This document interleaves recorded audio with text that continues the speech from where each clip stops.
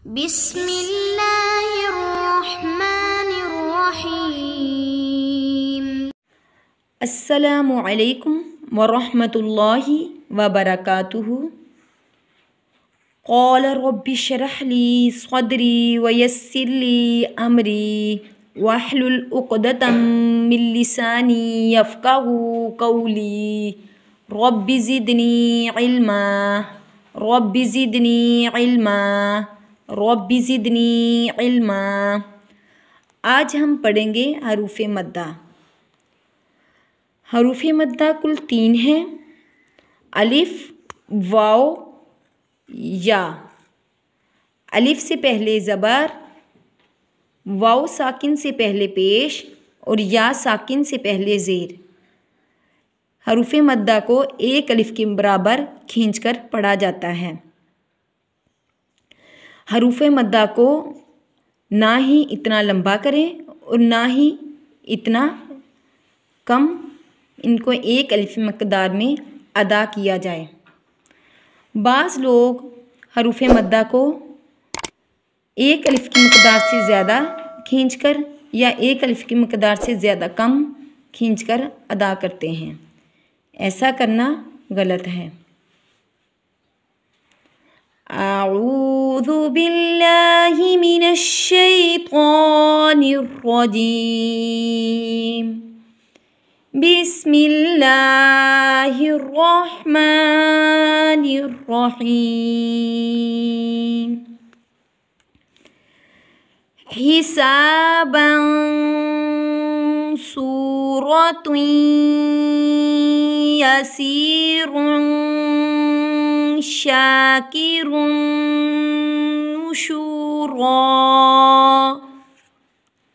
हाज़िर ही सीन ज़बर अलिफ सा हिसा बादो ज़बर बन हिसाबन सीन पेशवा सू रौ ज़बर रौ सूरा तादो पेशतुन सूरतुन या ज़बर या सीन ज़ेर यसी यसी रौ दो पेशरुन यसीरुन शीन ज़बर अलिफ शा काफ ज़ेर की शाकी रौ दो पेशरुन शाकिरुन नून पेशनु शीन पेशवा शू नुशू रौ दो ज़बर रन नुशूरन।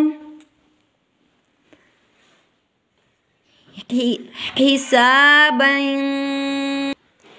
सूरतुन यसीरुन शाकिरुन नुशूरा। 2 ज़बर के बाद सीन आ गया, यहाँ पर इख्वा होगा यानी कि अधूरा गुन्ना। 2 पेश के बाद या आ गया, यहाँ पर इदगाम माअल गुन्ना होगा यानी कि एक लफ्ज़ को दूसरे लफ्ज़ में मिलाकर नाक में छुपाकर एक अलिफ मक़दार में गुन्ने के साथ अदा करेंगे। यसीरुन 2 पेश के बाद शीन आ गया, यहाँ पर इख्वाए मुरक्का का अदा होगा यानी कि अधूरा गुन्ना। शाकिरुन 2 पेश के बाद नून आ गया, यहाँ पर इदगाम माअल गुन्ना अदा होगा यानी कि एक लफ्ज़ को दूसरे लफ्ज़ में मिलाकर एक अलिफ की मक़दार में नाक में छुपाकर गुन्ने के साथ अदा करेंगे। नुशूरा 2 ज़बर के बाद अलिफ आ गया, यहाँ पर वक़फ़ बिल अब्दाल होगा यानी कि इसको हम रा को हरूफ़े मद्दा की तरह अदा करेंगे।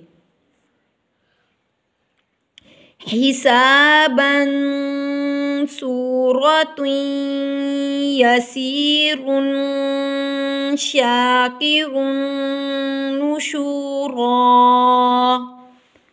आज का सबक हमारा ख़त्म हुआ।